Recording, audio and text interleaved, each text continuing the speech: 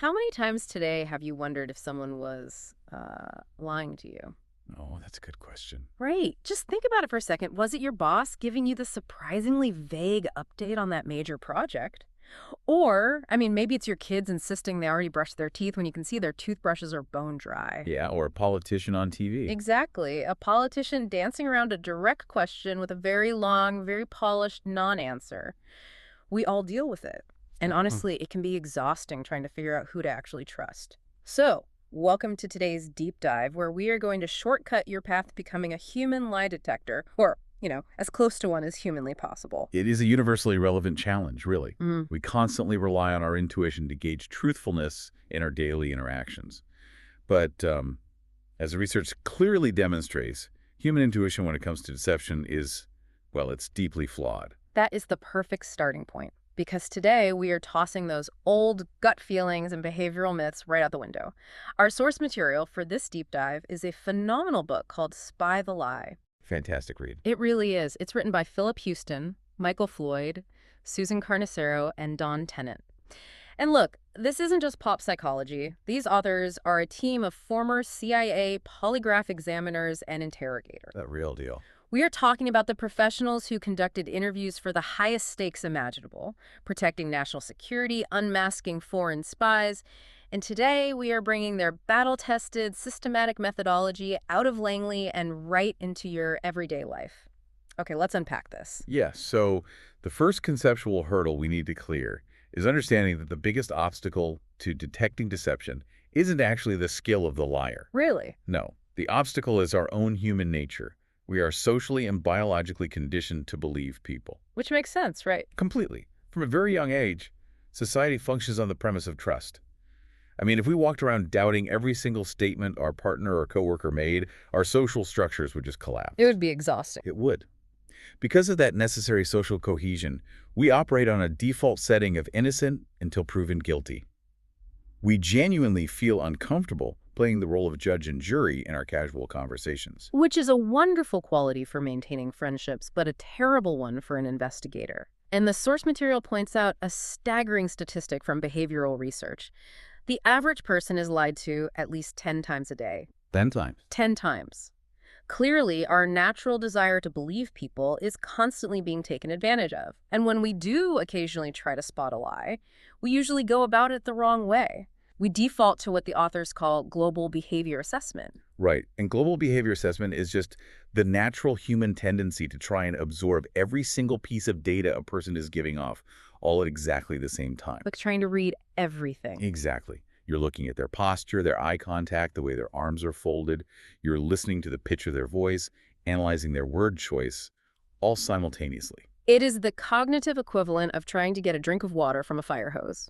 That's a great way to put it. You just end up overwhelmed. Your brain maxes out, and you resort to guessing based on myths. You see someone cross their arms and think, oh, they must be hiding something, they're defensive, but maybe the air conditioning is just turned up too high. Right. It's a completely unreliable way to analyze human behavior.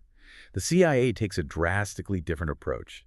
They employ what they call the deception paradox. And this is where it gets wild. It is. What's fascinating here is how counterintuitive this paradox is, yet it forms the absolute bedrock of their methodology. The paradox states that if you want to spot a lie, you must intentionally ignore truthful behavior. Let that sink in for a second, because it goes against everything we naturally do. Ignore the truth to find the lie. The book provides some incredible case studies that perfectly illustrate why this mental filter is so necessary. There's this one case involving a man named Ronald. The $40. Yes. So Ronald had access to a room where $40 was stolen from a woman's purse. The CIA investigator calls him in, sits him down, and informs him about the missing money. And Ronald doesn't shout a denial. Instead, he gently tugs on the investigator's sleeve and begs him to come out to the parking lot. Right. He wants to show the investigator that the trunk of his car is completely filled with Bibles that he delivers for his church. So ask yourself, was Ronald telling the truth about the Bibles? Yes. Yes. The car trunk was undoubtedly full of Bibles, but the As Bibles have absolutely nothing to do with the missing $40. it is a classic misdirection designed to create a halo effect. Exactly. The investigator, using the paradox, completely ignored the truthful, glowing behavior of the Bibles. He kept pressing on the relevant issue, and 10 minutes later, Ronald confessed to stealing the money. He ignored the truth to find the lie. Yeah.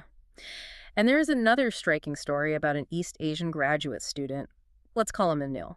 He had a master's degree in mechanical engineering, but was taking an undergraduate biology class to qualify for medical school. And he was struggling. He failed his first two midterms miserably. Yet, on the makeup final exam, where the class average was a 99 out of 200, Anil scored an impossible 184. Wow. Yeah, so he was immediately accused of cheating because the test answers had recently leaked online. So Anil's lawyer eventually hires one of the book's authors to administer a polygraph test, hoping to clear the student's name with objective data. And when Anil shows up for the polygraph, he brings a massive, beautifully bound photo album of his home country. He proceeds to show off pictures of a grand palace and photos of himself shaking hands with high-ranking dignitaries. The halo effect again. Right. He was essentially broadcasting, look at this truthful, verifiable evidence of what a prestigious, upstanding person I am. The investigator knew he was guilty before the machine was even turned on. And of course, Anil failed the polygraph comprehensively. The underlying psychological mechanism at play in both of these stories is the tactic of convince versus convey. Yes, let's talk about that. When the facts are on your side, you simply convey information. You state, I did not steal the money, or I did not cheat on that exam. You rely on the facts to do the heavy lifting for you. Because they're true. Right. But when the facts are not your ally, you cannot convey truthful information about the specific incident. So instead, liars try to convince you of their overall good character. They give you truthful but entirely irrelevant information to manage your perception of them. This concept completely flips how you can analyze everyday conversations. Think about asking a team member if they finished the quarterly report you need. If they reply with, I'm a very dedicated worker, I was at my desk until 8 o'clock last night. That is convincing, not conveying. Exactly. They never actually answered the question. So if we are filtering out that truthful behavior, we need a specific framework for what we should be looking for.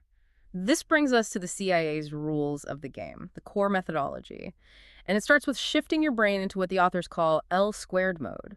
L squared stands for look and listen simultaneously. As we have discussed, a vast amount of human communication is nonverbal.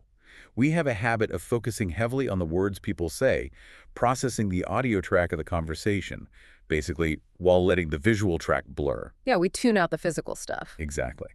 But to accurately detect deception, you must activate both your auditory and visual channels at the exact same time. You have to hyper-focus on behaviors that occur in direct response to a specific stimulus. And that stimulus is your question. And timing is the critical filter here.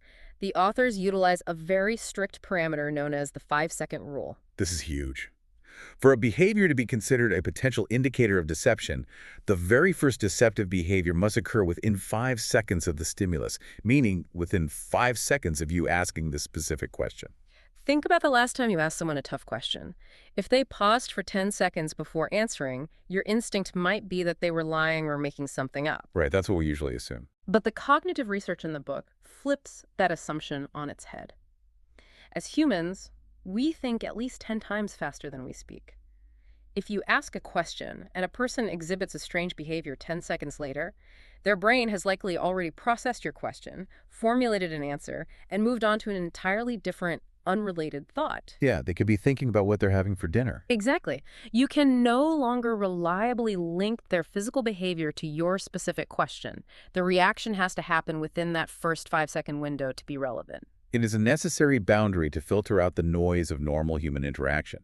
However, spotting one strange behavior within 5 seconds does not make someone a liar. Right. That brings us to the next vital guideline, which is the cluster rule.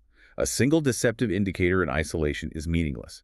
People have quirks, they get dry throats, they have nervous tics, they stumble over words. To signal actual deception, you need a cluster. And that is defined as 2 or more deceptive indicators in response to the exact same question. 2 or more indicators. If they just clear their throat within 5 seconds, you ignore it. If they clear their throat and simultaneously dodge the question, now your radar should immediately start beeping. But here is the major caveat the authors stress. You actually have to turn the radar on in the first place. Yes. This methodology is not a passive superpower that runs in the background. To prove this, the book shares the chilling story of Jim Nicholson. He was the highest-ranking CIA officer ever convicted of spying for the Russians.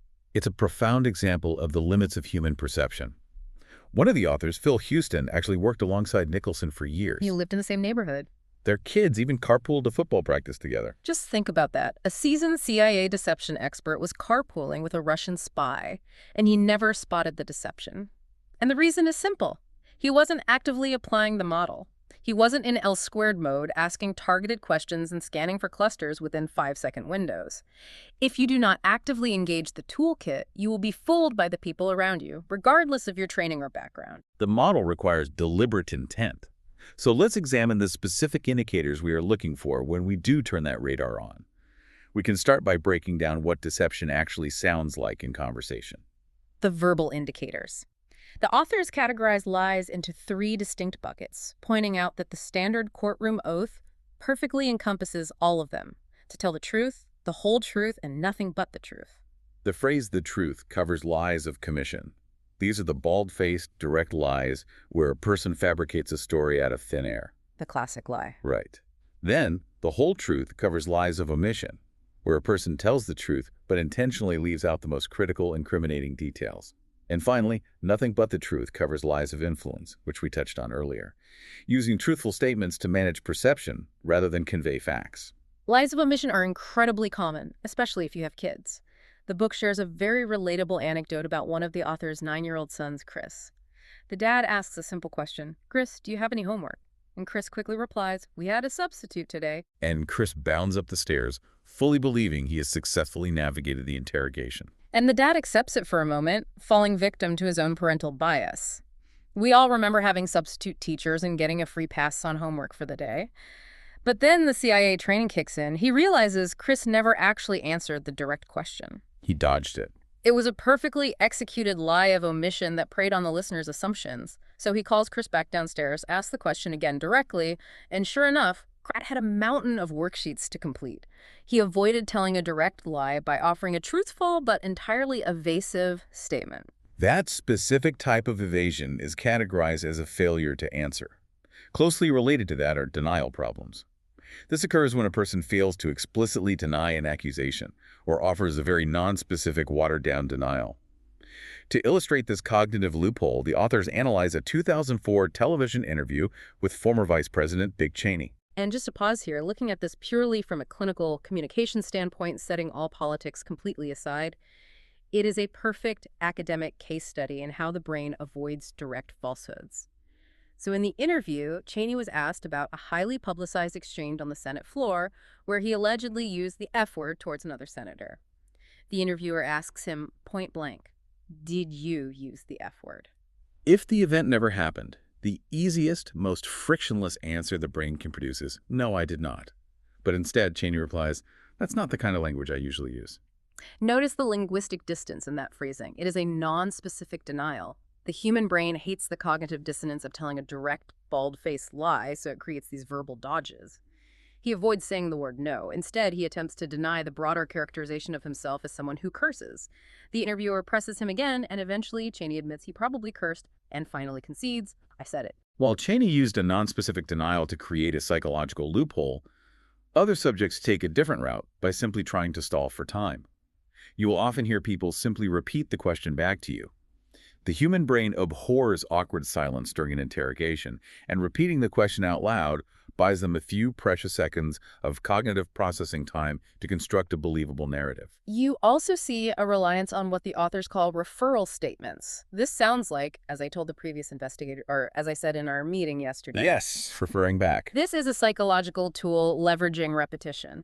The deceptive person hopes that by continually referring back to previous statements, they will slowly wear down your disbelief and build a false foundation of credibility. Then there is invoking religion. "I swear to God," or "as God is my witness." Right. The authors refer to this as dressing the lie up in its Sunday best.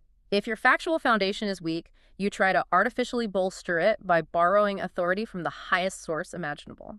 If we connect this to the bigger picture, you can see how understanding these verbal dodges protects you from severe manipulation. particularly when dealing with convincing statements.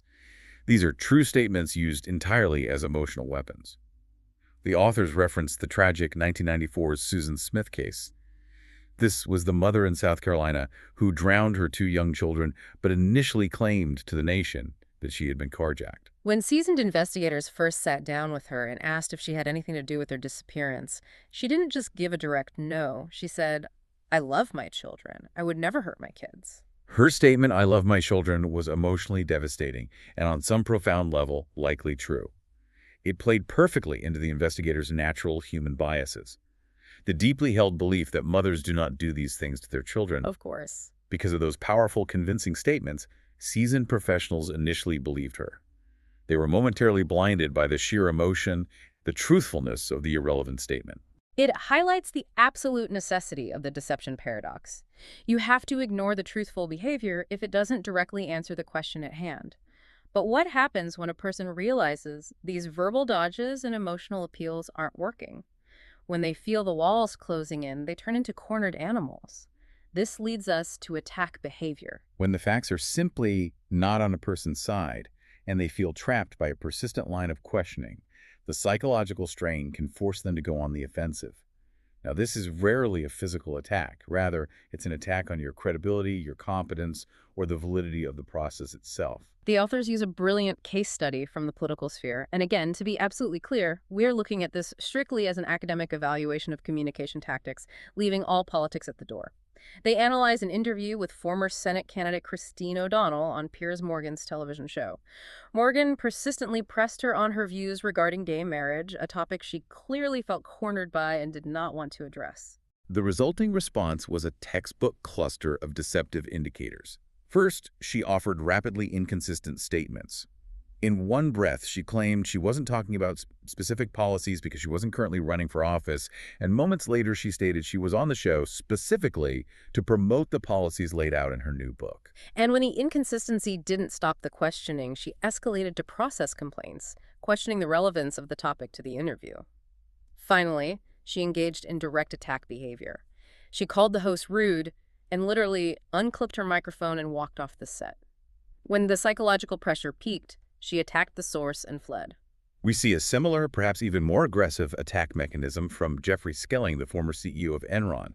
Months before the company's spectacular and catastrophic collapse, a financial analyst asked him on a public conference call why Enron was the only major institution that couldn't produce a basic balance sheet alongside its earnings report. Which is a completely valid foundational question for a financial analyst to ask. And Skilling's response: he sarcastically thanked the analyst and called him an asshole on a recorded public line. It functions as a psychological shield. When you lack a factual defense for your actions, anger, condescension, or inappropriate dismissal become your armor. The authors also note the case of Scott Peterson, who was convicted of murdering his wife. He actually smiled when a journalist bluntly asked him if he committed the crime. That highly inappropriate emotion is a form of dismissive, arrogant attack behavior meant to belittle the questioner. Here's where it gets really interesting. Because the brain isn't just leaking these verbal clues and aggressive deflections, the body itself is physically reacting to the immense stress of lying. Let's transition to what deception actually looks like, the nonverbal indicators. To truly grasp the nonverbal cues, you have to understand the mechanics of the autonomic nervous system. When you ask a person a question that threatens their well-being, because a truthful answer would result in negative consequences, it creates a sudden, massive spike in anxiety. The body's evolutionary fight-or-flight response kicks in automatically, completely bypassing conscious control. Right. To prepare the body for physical survival, the nervous system rapidly reroutes blood flow. It pumps blood to the major skeletal muscle groups, preparing them to fight or run, and pulls blood away from the extremities and the surface dermis of the face. The blood is literally draining away from their face in real time. Correct. And when that rapid shift in blood flow occurs, it temporarily irritates the delicate capillaries in the face and ears. It creates a sudden subconscious sensation of cold or physical itching. This biological reaction leads directly to our first major nonverbal indicator, hand-to-face activity. You will see people suddenly biting or licking their lips, pulling their earlobes, scratching their necks, or rubbing their noses within seconds of the question. They rarely even realize they are doing it. Their hands are simply responding to the sudden capillary irritation caused by the adrenaline spike. It is a fascinating look at how the brain's survival mechanisms completely bypass conscious control. The body also tries to literally burn off this sudden surge of anxiety through what the authors call anchor point movements. An anchor point is defined as whatever part of your body is physically anchoring you to your immediate environment. If you are standing up, your anchor points are your feet. If you are sitting in a chair, your anchor points are your back, your buttocks, and your feet planted on the floor. When the autonomic nervous system is flooded with stress, the body attempts to dissipate that excess kinetic energy by drastically shifting those anchor points. Which brings us to perhaps the most vivid story in the entire book. Phil Houston is called in to interview a massive, formidable executive at a Fortune 500 company. Let's call him Norman. Yes, Norman. So Norman is a former college football player, a very physically intimidating guy, sitting across the desk in a crisp, expensive suit. He is being interviewed for a routine security clearance issue because a recent background check revealed he had an undisclosed foreign girlfriend. Which, in the context of corporate espionage and security clearances, is a major violation that requires investigation. So Phil sits Norman down and casually mentions they need to discuss the report about the foreign girlfriend. Norman simply says, okay. But as he says that single word, this giant, intimidating executive in a tailored suit reaches down, takes off his right shoe, pulls his foot up into his chair, and tightly wraps his arms around his knee. That is an extreme, highly unusual anchor point movement, shifting his entire base of gravity in response to the stimulus. And it gets even more bizarre. Phil then directly asks him if he has a foreign girlfriend. Norman issues a few verbal convincing statements about his loyalty to the company, and as he does, he takes off his left shoe, pulls that foot into the chair as well, and wraps his arms around both knees.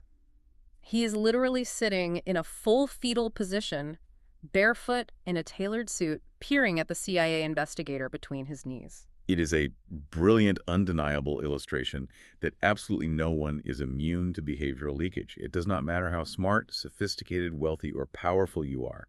The autonomic nervous system will react to the threat of discovery.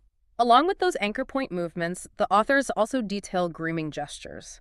This occurs when a person attempts to dissipate anxiety by physically organizing themselves or their immediate surroundings.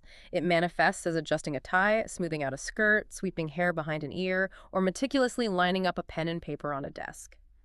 They detail an interview with a tech CEO who was being questioned about a highly controversial new hardware device his company was launching. Every single time he insisted the device was going to be a massive, market-altering success, he would nervously grab the belt of his bathrobe and cinch it tighter around his waist. It is a literal, physical attempt to secure and comfort himself while making a deceptive, stressful claim.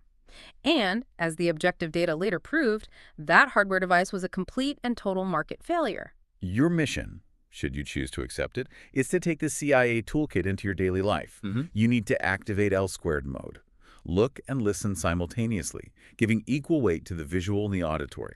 You must rigidly apply the 5-second rule. If the strange behavior doesn't happen immediately after your specific question, you have to let it go. You are hunting for clusters 2 or more verbal or nonverbal indicators occurring together.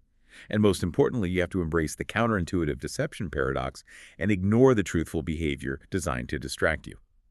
So what does this all mean? It means you now have a framework for navigating a complex world. But the authors stress a very important caveat here. This isn't about judging people. We aren't suggesting you walk around pointing fingers and calling your friends, family, and coworkers liars. This is simply about gathering objective data so you can make better, more informed decisions in your own life and protect yourself from being manipulated by convincing statements. As a final thought for you to consider, there is one more deeply fascinating concept from the text that we haven't touched on yet: truth in the lie, or the phenomenon of unintended messages. Sometimes, the cognitive load of maintaining a complex lie is so overwhelmingly heavy that the truth literally leaks out of a person's mouth by accident. I love this concept. It's incredible. The book uses the remarkable example of Sanjay Kumar, the former CEO of Computer Associates. He went on national television to fiercely deny allegations of massive accounting fraud within his company.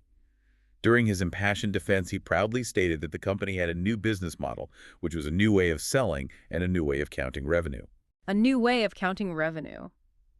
He accidentally confessed to the exact accounting fraud he was accused of live on national television. He ultimately went to federal prison for 12 years. This raises an important question for us to ponder today. We've just spent this entire deep dive analyzing the physiological leaks, the verbal stumbles, the fight-or-flight capillary responses, and the unintended messages that human beings naturally display when they lie in person. But what happens to our society as we increasingly communicate through digital texts, emails, and highly curated artificial intelligence? In those digital mediums, all of these human physiological leaks, the shifting anchor points, the hand-to-face gestures, the 5-second delays, are completely erased from the interaction. That is a brilliant point to leave on. How do you spot a nervous hand-to-face gesture in a Slack message? You can't. The data is gone. It is something for you to deeply mull over the next time you read a perfectly crafted, seemingly flawless email from someone trying to convince you of their perspective. That's all for today's deep dive. Stay curious, stay observant, and keep your radar on.